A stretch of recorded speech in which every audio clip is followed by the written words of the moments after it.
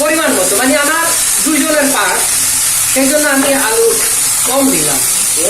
আপনাদের লোক অনুযায়ী আপনারা আলু কুচি করবেন।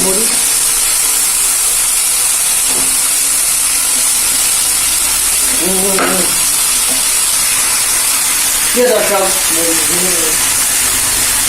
মরিচটা আমি একটু পরে দিচ্ছি, কারণ মরিচ আর হলুদ একসাথে দিলে কালার নষ্ট হয়ে যায়।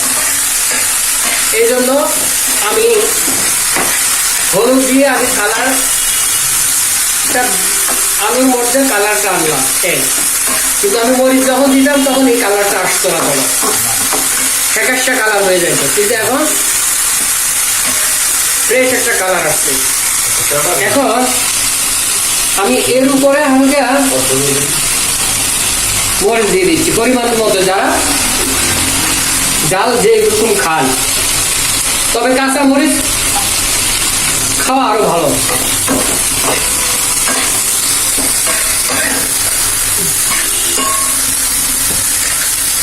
প্রিয় দর্শক, আপনাদের জন্য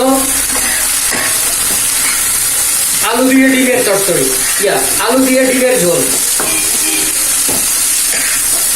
দেখতে পাচ্ছেন, সুন্দর কালারে পরিণত হয়ে গেছে। প্রিয় দর্শক, এখন আরো স্বাদ বাড়ানোর জন্য আমি সামান্য পরিমাণের ধনিয়া গুঁড়া ছেড়ে দিচ্ছি।